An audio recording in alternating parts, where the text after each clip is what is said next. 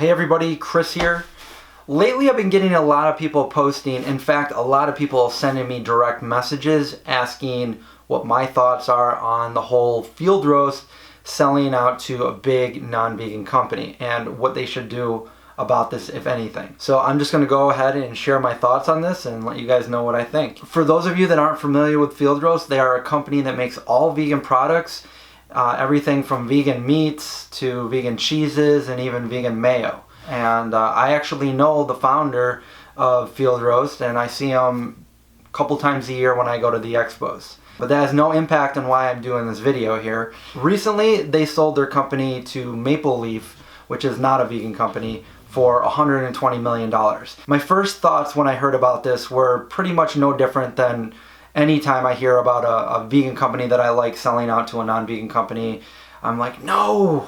I'm disappointed at first, but you gotta remember, that's $120 million that this Maple Leaf put into a vegan company. That's $120 million that they didn't put into another company that is exploiting animals. And we also have to break it down and look at it in a realistic point of view.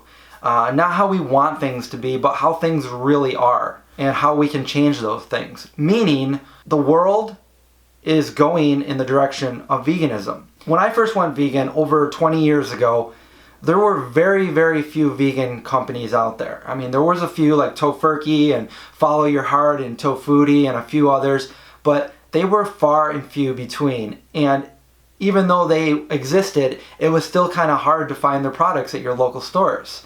So what we would rely on when we couldn't buy an all-vegan product like that were products that were accidentally vegan. So non-vegan companies making products primarily because they were cost effective and it was cheaper to make them vegan than it wasn't, or just accidentally they happened to be vegan. So we would go through the stores and we would find all the products that were accidentally vegan, and we would tell our friends, because back then we didn't have the internet to, let's say, post the new product that we found and share it with the world. It would be a close knit of friends that we would share this with, and other than that we would experiment in the kitchen. At least I did. And I would make new foods and recreate foods and try to veganize a lot of old foods that I used to eat when I was younger. But as the years went on, you could see the change. More companies were making vegan products. We got the vegan label, certified vegan, and more companies were forming that were all vegan companies, which was a good thing. But as they grew, they started to sell out to other companies that weren't vegan. And what does this mean? Well, it means that the companies that are buying the vegan companies, they're not stupid. They see that there is a market for veganism. They see that the future is going in that direction. And if they don't change with how things are trending, then they're going to go out of business. So that's why we're seeing these companies buying other vegan companies and investing in vegan products, because every year more and more people are going vegan. And for every person that goes vegan, there's one less person that's an omnivore. So even though we're still outnumbered by the omnivores, gradually it's going to shift. And it might not be 10 or 20 years from now, but somewhere in the future there's going to be a balance where the vegans are going to outnumber the omnivores. Most companies want to make products that are quality products. Now you see that everywhere. Everybody wants to make eco-friendly and fair trade and non-GMO and organic products. And I believe you can't truly make an eco-friendly product unless it's also vegan. So this is where it's going. And I kind of saw a trend a few years ago, probably 10 or 15 years ago, a little bit before I started the Vegan Zombie, and it was that veganism was here to stay. Veganism wasn't like some fad trend diet. It was a lifestyle. It was a way of life, but it was also, we have the science and the facts behind us as being vegan.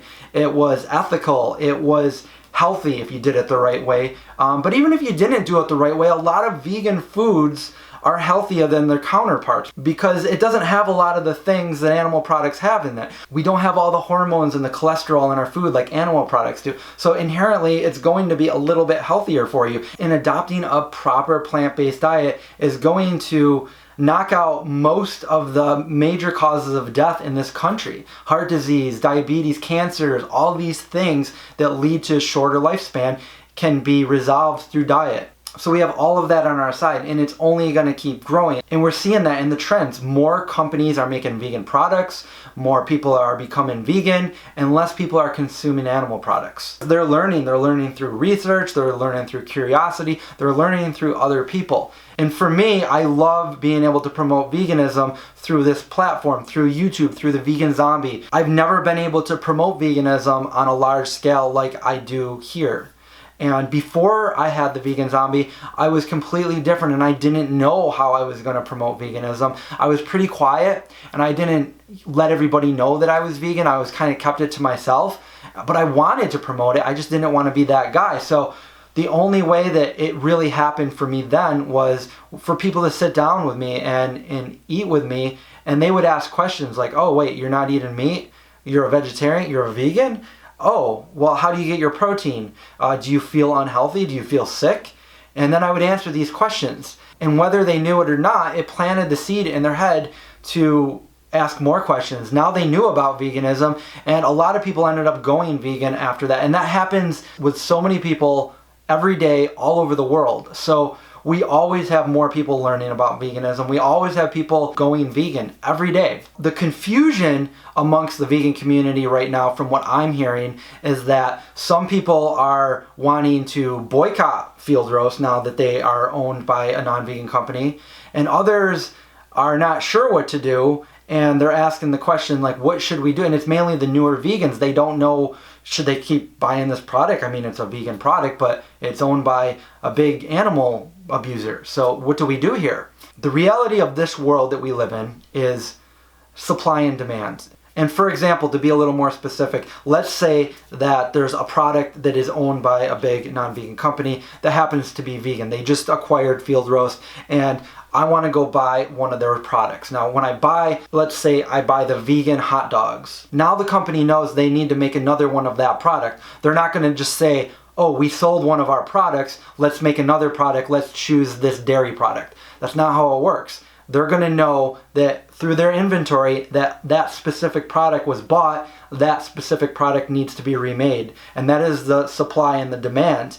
Now, if we all boycott the company and we don't buy any of their vegan products, all the other people in the world are going to continue to buy the non-vegan products. They're going to look at that and say, we don't have a demand for this product. There's no reason for us to continue to make a supply for this product. So we're going to dissolve this branch of our company. And now it hurts us, it hurts the animals, it hurts anybody that wanted those products that didn't have them before. Like, these products didn't exist when I first went vegan, and people wanted them. And there will probably be some people that won't go vegan that may have gone vegan if they found those products. People that say, I would go vegan, but I just can't do without this or that. You hear it all the time. And that company had the products, but now they don't exist. So now that person never knew about it. You never know how people are and what inspires different people to go vegan. Some people it's ethics, some people it's health, some people it's for the environment, and some people they just want to do something new. There's an example recently within the last couple of years of the company that made, I forget the name, but they made a mayo, and they were suing Hampton Creek because they had a vegan mayo and they called it mayo, and they were trying to say that you can't call it mayo because there's no eggs in it. So they took them to court. They tried to stop them from making this product and marketing in the way they did, and they lost the court battle. So what did they do? They did the whole mentality of you can't beat them, join them, and they made their own vegan mayo, which was a good thing, because now anybody that buys that mayo, well, they didn't buy the other mayo. They didn't buy the non-vegan mayo. They bought the vegan mayo, and that company has a product now. And these companies, like I said, they're not stupid. They're going to continue to make vegan products so that their company doesn't eventually go out of business when the trend, because they see that the dairy consumption, the meat consumption is going down, and they see a huge market in the vegan community, so they want to be a part of it too, because they don't want to go out of business. So someday, I don't know how long down the road, but if you have this non-vegan company that starts investing in vegan products, maybe eventually they will be predominantly vegan or maybe completely vegan somewhere in the future. And that would never happen if we boycott these companies. By boycotting these companies, it's actually counterproductive to the vegan movement. And that hurts us, that hurts the animals, and that's just a bad thing all around. Now, don't get me wrong, if there's a vegan company selling a vegan product and then there's a non-vegan company selling like the same kind of product and they both taste good, I'm probably going to gravitate towards the vegan company selling that product, but I'm never going to advocate anybody else to boycott the other product from that non-vegan company. I would never think of a person as less vegan for doing that, because I know that that's counterproductive and they're still buying a vegan product. A perfect example of this is Ben & Jerry's. Ben & Jerry's exploits animals in their dairy industry with their ice cream, but they went out within the last couple of years and made a whole vegan line of ice cream. And the same thing happened. A lot of vegans were saying we need to boycott that ice cream. And that's the wrong message to send. If you personally don't want to buy that ice cream, then that's fine. But to advocate for others to boycott it is completely counterproductive, and that's not what we want to do. So many good things can come out of a company like that making a vegan product, and I'll give you some examples. A few years back, I was out with my friend and their family, and we were in a small little town in one of the New England states, and they wanted some snacks. Now, these small little towns don't have these big Whole Foods and Wegmans. They have these smaller little supermarkets. And it's very hard, if not impossible, to find a specific vegan item from a vegan company in stores like this. But you got Ben & Jerry's, who is a huge company. Everybody knows the name. People trust the name. When you go to that local grocery store, the convenience shop, yeah, maybe they're not going to have your So Delicious or your Nadamu, but they might have Ben & Jerry's, and they might have a dairy-free version of it. And now people are eating ice cream. I mean, it still tastes good. I'm not saying it's the best thing for you, but it still tastes good. People can eat it, and people can trust that, oh, it's Ben & Jerry's. It must be, it's legit. Whereas if I was going to pull out a block of tofu and say, hey guys, I'm making dinner, there's going to be some people that are very skeptical and say, I don't know, I don't want to try something like that. There's a lot of people that don't even want to try it. But again, they see a company like Ben & Jerry's that they're familiar with, they're going to try it. Another example would be somebody goes to buy some ice cream and they see the Ben & Jerry's ice cream. They don't see that it says dairy free, but they pick up, I don't know, maybe the peanut butter and cookie or whatever one it is, and they bring it home and they start eating it. I mean, it's still good, and then they look at the label a little better as they're eating it, and it says, oh, it's dairy-free. Well, we're supposed to be eating healthier anyway. Not that this is a health food or anything, but again, it doesn't have cholesterol and all the hormones and everything that leads to obesity and to heart disease and all the other problems. But they start eating it, and that could be a gateway, or at the very least a conversation starter. Now you have people who may have never intentionally tried a vegan food and actually liked this vegan food. They can start talking about it. Well, maybe we're going to start eating a little bit better. Maybe we're going to start trying to eat some more vegan foods, because if I tried this product and it was good, I'm going to go around and start trying some other products because it's good. You never know. But the bottom line is we want these companies to exist. We want there to be more vegan food out there. And in the case like Field Roast, where that huge company bought them out, they're going to get huge distribution. Now, more people are going to know about the product, more people are able to buy the product, and it's probably going to go down in price because this big company owns it. The way subsidies work are ridiculous. I mean, we have products that are so bad for you. Like, somebody could go out and buy like a Whopper or a Big Mac for like an eighth of the price that they can go to, buy a bag of organic carrots or a crown of broccoli or, some kale. I mean, these are the health foods that we should be eating, but they're a lot more expensive than the junk food that's killing people. And as good as it sounds for everybody to be able to go and grow their own foods and eat healthy foods all the time, it's not practical. I know if everybody really, really tried, they could do it, but that's just not the real world. People that live in high-rise apartments, that have 2 jobs and go to school, that are living paycheck to paycheck, it's not practical for people like this to build their own gardens and eat their own food. I mean, where I live, it's the snowiest city in the United States. So we have long winters, and then the summers are short and sweet. So we don't have a lot of time to have gardens all year long. I try to eat as healthy as I can, and I try to promote a healthy, whole, plant-based lifestyle to people, which is the best, and I feel like the less processed foods we eat, the better. But it's just not practical. So we have to look at the reality of the world and how veganism is moving. And I want there to be a lot of products out there. That doesn't mean I consume them all. That doesn't mean I buy them all or anything like that. But I always want to give people the option to be able to find these vegan products, because back in the day, a lot of these products didn't exist. And there's so many people in this world that are always making excuses like, I'd go vegan, but I can't find this, or, and then they buy a non-vegan version. And I want to show people that there's just about anything you can think of that is non-vegan, that people might use or consume. They have a vegan version of it. Everything from food to clothing to makeup and cosmetics. I always want to show people that there is an option that is more compassionate, that doesn't cause harm, suffering, and even death to other beings. Then I think that it's our responsibility to do that. And I think we should all strive to do that. Remember, veganism is about causing the least amount of harm. It's not about being pedantic about the definition and trying to catch somebody up as being a hypocrite for every little thing.